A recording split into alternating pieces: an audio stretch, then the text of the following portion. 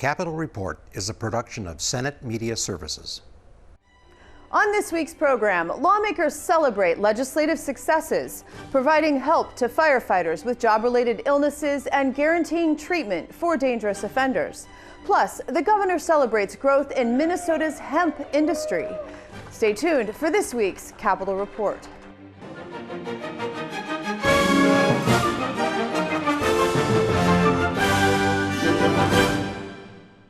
Welcome to this week's program. I'm Shannon Loehrke. Last year, the legislature created the Hometown Heroes Assistance Program to provide financial assistance to firefighters and first responders who develop job-related illnesses and trauma. Recently, Governor Walz held a ceremonial bill signing to laud the program's extension. And the first one we're opening up with, this is our Hometown Heroes Act, and we didn't really get a time to stand with folks and to celebrate this work about making sure we were there to support our firefighters and those first responders. It's clear that over the last several years, the danger that's always inherent with this job was exacerbated by a global pandemic, and more that we're learning around exposures to toxic and carcinogens. We're starting to understand just at the risks that we put our firefighters at. And I can't tell you how grateful I am. Senator Howe, Representative Joachim, and their colleagues in the House took this issue up, crafted an incredible piece of legislation that showed that Minnesotans care deeply about the care of our firefighters and our first responders. And I think the advocacy coming from these groups of making sure that we stood with them, that we did the best research possible, and we passed a piece of legislation that will impact lives and impact families. So I, for one, am incredibly grateful. I think it's one way for Minnesotans to express that gratitude. And again, just some great bipartisan legislative work to get this thing across the finish line. You know, my daughter, we always talk about that Mr. Rogers quote of look for the helpers when things are scary or things are hard. And today we get to thank all of our helpers for their incredible good work. So Gitchi Miigwech, thank you so much for the work that you do every day to keep us safe. And this is one way that we can honor that work. We're here to honor our firefighters who have higher rates of cancer, PTSD, cardiac issues, just for doing the job that we asked them to do. And this is a long time coming. We've worked on it for about, 3 years now? But the third year's a charm, right? And we have it there now for our folks in the future to make sure that they get the help that they need and that they understand how much we care about the work that they do. As a former firefighter, it's, who watched some of my fellow firefighters fight and battle cancer and fight the tremendous battle that keeps plaguing us even after we leave service. I think it's vitally important that we take care of our folks that continue to put themselves in harm's way. I will say I think it's also going to help us once we get this advertised out there to help us in our recruitment of firefighters, because right now we are struggling to put people in the front lines to help us keep people safe and respond when there's times of need. Joining me now in the studio is the Senate author of the Hometown Heroes Assistance Program, Senator Jeff Howe. Thank you for being here. Thanks for asking me to be here. It's a great day. The program that you champion provides financial support to firefighters and first responders who contracted a critical illness while doing their job. Firefighting is certainly very dangerous work. Do you know roughly the percentage of firefighters that are diagnosed with this serious illness because of their service? I don't know the exact number or the percentage. I was a firefighter. I've seen my colleagues have both heart disease and cancer. Drove me to get a cancer insurance policy myself. But I do know that 75% of the firefighters on the memorial were due to cancer. So it's much more prevalent, and I think the life expectancy for a firefighter is like 54 years or 55 years. So you can see that we don't have a great life expectancy as compared to the normal population. So it's critical that we had to respond to something, and as we go through this, this is a great tool to try and show that we do care about our first responders, we do care about our firefighters, and trying to help us recruit more, because right now that's not the we're struggling to put people in boots. And we're going to get to that in just a second. My understanding is that a firefighter who is diagnosed with a critical illness on or after August 1st of last year, 2021, is now eligible to apply for a benefit. What are the first steps for them to take? Well, actually, you can go on the website, or just, I just made a phone call this morning just to touch base with them. And you get your options and you call, and I talked to a firefighter that applied, and it's a one-page document. He said it was very easy to apply, and it was extremely smooth and seamless as far as getting in contact with them and actually filling out the form and sending it in. He said it was one of the easiest things he's done as far as applying for something so important. And we'll put up a link with that information at the end of this segment. How much money can a firefighter receive, and how is that money to be used? Well, it's important that I think if you apply, I think there's $20,000 available, and that's through an insurance program that we have. And what's important to know is that that can be used for anything. Any expenses that family needs, that's what it can be provided for. So let's say that they come down with cancer, and they actually, through operations and radiation, whatever, through their medical procedures, they beat cancer. And let's say they return back to firefighting, back to service, and they come down with a heart condition 5 years later. They can apply for that $20,000 again. And because we all have multiple issues, and so we can apply for those funds over and over again to help you through that and help the family through that serious thing. So as diagnoses occur, that the support remains available. Yeah, it's not a one and done thing. As we know with critical illnesses, we come down with multiple ones, especially in the fire service. So this will continue to be there and continue to provide those services and those resources for the families that are in the service. Cancer, heart disease, and emotional trauma are known causes of illness and death for firefighters. You were a firefighter, and this goes to what you were saying before. Are the hazards of the position insurmountable in attracting people to this really necessary work? It is. You know, it's time consuming, and usually the calls come at inconvenient times, so you have to drop what you're doing, whether you're at a family event, whether you're in bed or whatever you're doing. You got to drop what you're doing, respond, and sometimes, and those are the paid on-call volunteers. If you're, and those of us that have served in career firefighting know that your shift, you don't get to schedule that. You're scheduled, and you're scheduled for years out, and you know that you're going to miss Christmas. You know that you're going to miss. You're scheduled, and you know you're going to miss those important events. So you know, the psychological toll is always a problem there, because you miss a lot of important things. And then when you end up responding to some of these tremendous tragedies and you know, those things that you see that nobody should see, and you have to deal with things that you probably no one's prepared to deal with. And that emotional trauma takes a huge toll, not only on you as a firefighter, but it also affects your family.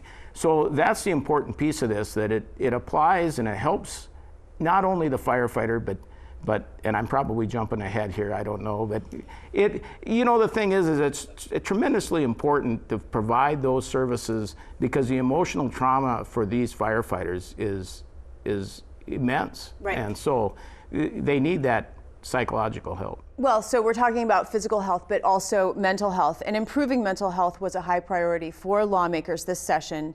And as you just said, it also applies to the profession of firefighting. So what is being done specifically in this program to help firefighters deal with the emotional ramifications of this work and their families? Well, they can call for mental health. They can get that. They've got a hotline that they can call. They can get that help. They can get treated. And it's not only for them, it's for their families. It's for all of those folks that see their loved one go out and they come back not the same. And when they see their loved one struggling with what they have to deal with on the scene, this helps them help their loved one through that traumatic process. And that it's important that hotline's out there, and you got to talk to someone that knows what you're dealing with, because same thing with veterans. If you aren't one and you haven't dealt with that, it's tough to respond and provide the information and the level of care that is so needed, especially in the fire service. Do we as a state need to focus on better training for firefighters and awareness of the potential hazards? Yes. I mean, keep in mind, years ago, we never wore air packs. We never washed our gear. And we didn't realize that those carcinogens stay in our clothing. And we didn't realize that as the temperature increases, your skin temperature increases, and your skin is actually more absorbent to the carcinogens that are in that fire. So we're learning all that, and firefighters need to know that, and we need to know that even when it's a small fire, you need to put that air pack on, you need to protect yourself, you need to do all that stuff, and then when you get back to the hall, you need to clean yourself, you need to clean your gear. And that's a training process, and it's not a weakness to ask for help.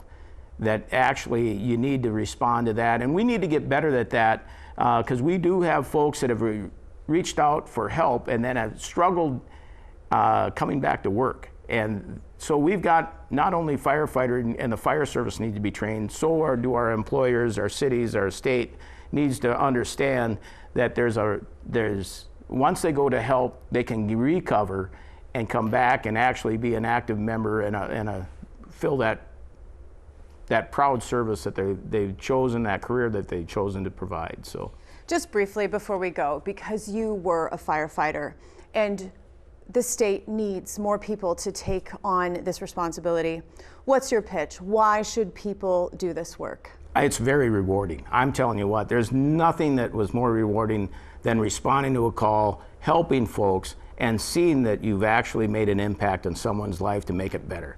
And so I think that's the important piece we need to remember, and I think we need to push those people to put their feet in those boots and respond. Senator Jeff Howe, thank you. Thank you.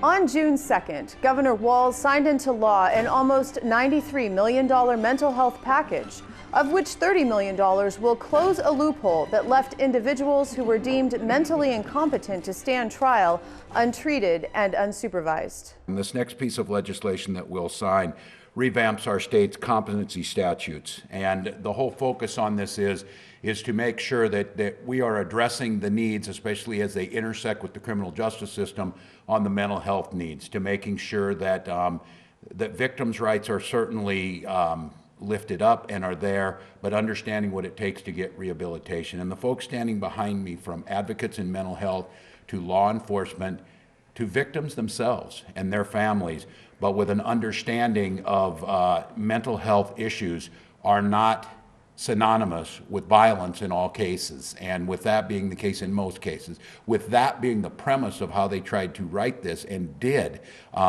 it makes changes to Minnesota statutes to bring people back to that point where they can re-enter and thrive and be productive members of society.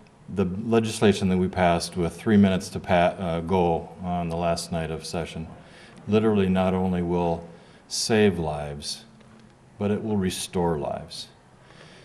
This came up a number of months before the second year of the biennium, and it's just got tragedy written all over it if we didn't do something. The number of families, the number of communities that have been begging and pleading for reform to Rule 20 have not been without being heard, and you see behind me those people. This is significant legislation. It is complicated. This was probably by far, in my estimation, the heaviest lift that this legislature and this biennium took on. This legislation will save lives. This legislation will absolutely save lives. And what it took to get it done was quite remarkable. And the story behind the scenes was one that probably will never be told. But I want to thank everybody for all of your courage that it took, especially you, Representative Albright, the courage that it took to get this bipartisan work done. This is what happens when people put aside issues and solve a problem that really, really needed to be solved. And good policy comes from it. I recently spoke with Senator Karla Bigham, who was a co-author of the new laws. I began by asking her to describe what was happening. Yeah, it's actually quite horrific that people that were deemed incompetent to stand trial for mental health or chemical health issues were not being tracked. There was no law requiring them to get treatment. There was no law that required a state agency or local agency to provide it.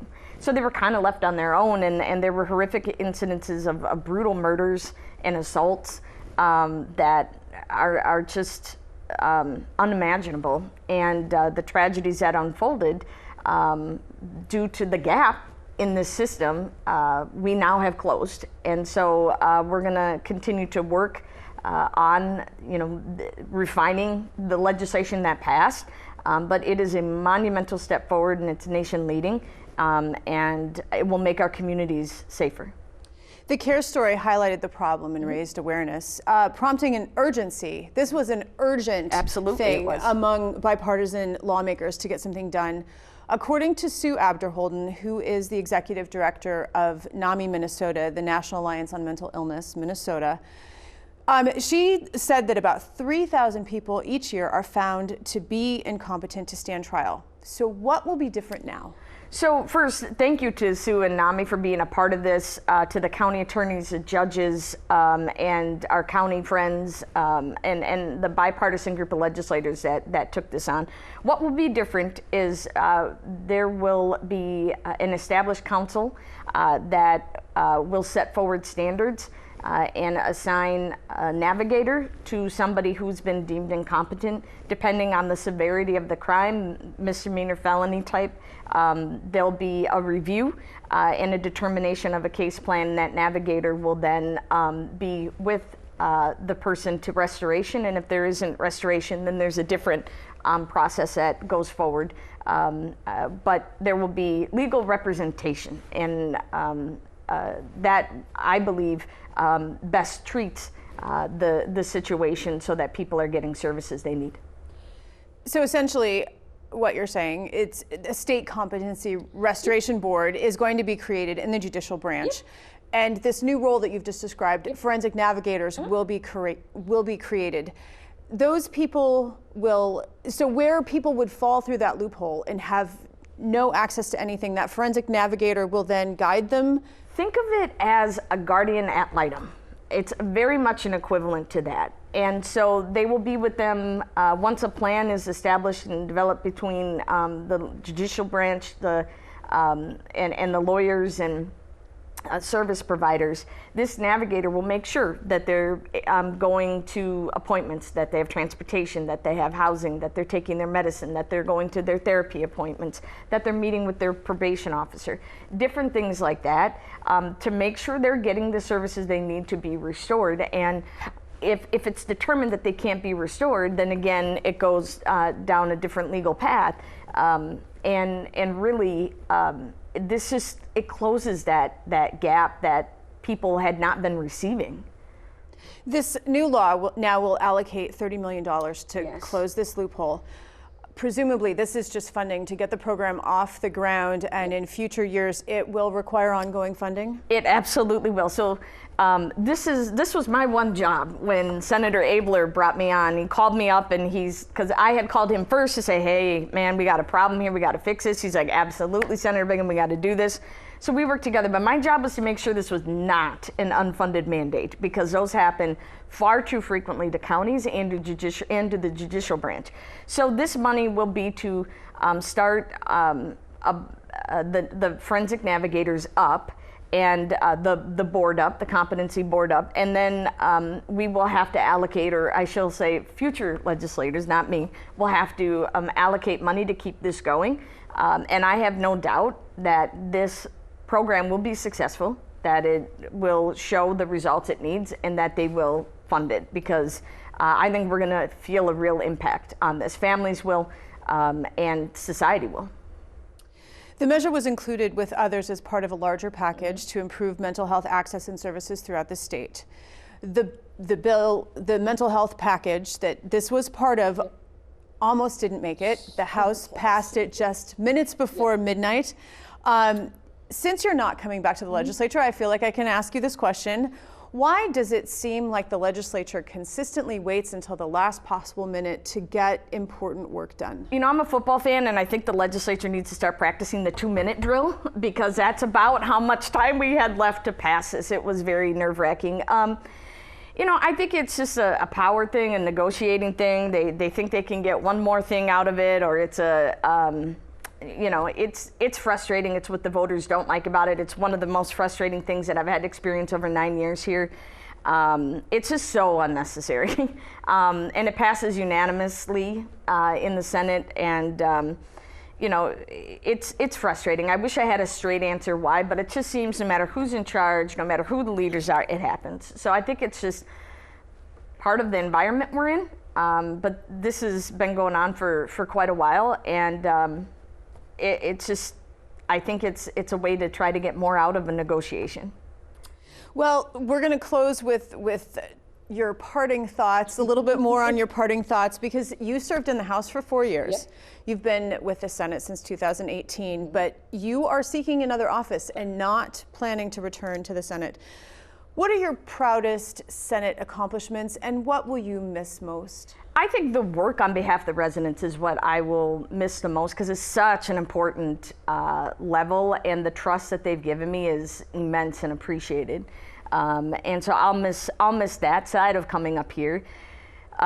Biggest accomplishments, or most important to me, I think would be the peer support or the critical incident stress management training for law enforcement was a big deal. I think the reforms of hemp law. I have the largest hemp farm, and that's been quite a topic. Especially of late, since July 1st. Yes, and you know, really clean water. You know, my area, the East Metro, has contaminated PFAS water, and all of those things that I have enjoyed working with my local governments and my residents on. So it's been an honor of a lifetime to be up here, and it's such an amazing opportunity bestowed upon me by the voters, and I thank them very much. Senator Karla Bigham, it's been a pleasure. Thank you so much. Thank you.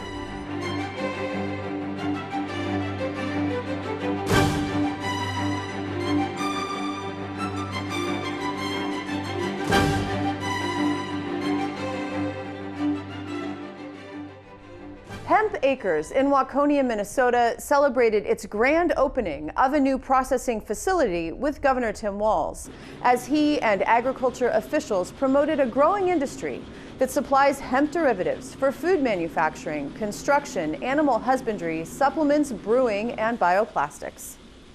I was one of the first licensed growers, first licensed processor in the state in 2016, 2017, and basically started at our farm, which we'll go to next, built out a small shed, learned how to process hemp, and learned how to grow it. And over the years, as our demand grew, we just kept innovating and expanding, and now here we're one of the largest hemp processors in the nation, and we specialize in processing every aspect of the hemp plant, all the way from the grain to the stalk to the botanical flower material. Our goal in the next 5 years is to be processing 30 to 50,000 acres of hemp throughout the Midwest, and yeah, we look forward to seeing what the future holds. Minnesota's economy is still foundational around agriculture. The ability to innovate and the ability to diversify that is more important now than ever. The opportunity to be able to use a proven, for thousands of years, a proven product with literally tens of thousands of opportunities and innovative products to use, from building houses to obviously to textiles to food, to everything else that goes with that, gives us an incredible opportunity. And to have one of the nation's leading processors right here gives us that momentum to have producers start thinking about growing hemp. This sends a signal to the market that Minnesota is ready to lead on this. I asked him, who are your competitors? It's the Canadians. The Canadians have a bigger market on this. They're creating jobs. They're making money off it. They're creating innovative products. They're using less pesticides. They're doing all those things. In Minnesota, we've always had that ability to diversify ags. Minnesota is still leading the nation in hemp licensure for farmers that can produce. You know, it's a chicken and egg situation. We have to have infrastructure. Farmers like to grow crops, but they also like to have a place to sell and make money. And people like Hemp Acres like to buy that and further those products and also have it be economically beneficial. So this is really huge for our state, and I know that on behalf of our hemp farmers statewide, they're going to really look at this as a boon to the industry moving forward. The new law that surprised so many people at the beginning of the month, what do you think it will do for businesses like this? Yeah, if you want to. I'm going to let Charlie, because that's a question I asked. What will that do for your business? How much of a market does it create?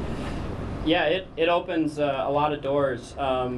This new bill that passed is just basically tapping into one more ingredient of the hemp plant, and it's a great opportunity and a chance to educate more people on the different uses of it. What'd you talk about how many you're going to produce? Yeah, we're hoping that we're going to be producing about 30 to 50,000 acres of hemp production in the next 3 to 5 years. That's our goal. And how much of that will be for gummies, for edibles, beverages, and that was legalized? I think the edible side is probably smaller than what we're looking at for our grain and fiber production. The grain and fiber takes a lot of acres and a lot of demand on like the food side and the industrial applications. It turns out we're just behind South Dakota this year, so Minnesota is sitting in second place. We have about 300 licenses and over about 2,000 acres in the state. That's not the most we've ever had, but hemp production overall nationwide has kind of fallen because of the supply-demand issues, and still trying to get infrastructure up and going. Which is more to a point of a facility like this being up and running. Hopefully we can get more farmers wanting to go into hemp in some of their, in this part of the country, corn and soybean rotations, put some more acres into hemp. When you see inside here the fiberboard, the textiles, the clothing, all of those things, that it's a lot of opportunities for the peripheral jobs.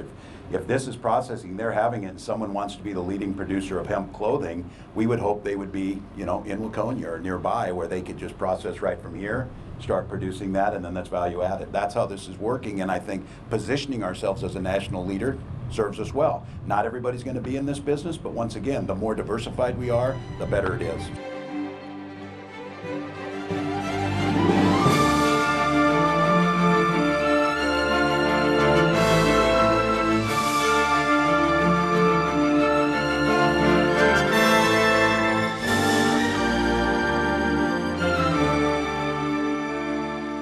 Join us again next week as we delve into more topics affecting Minnesotans. I'm Shannon Loehrke, and on behalf of all of us at Senate Media Services, thanks for watching.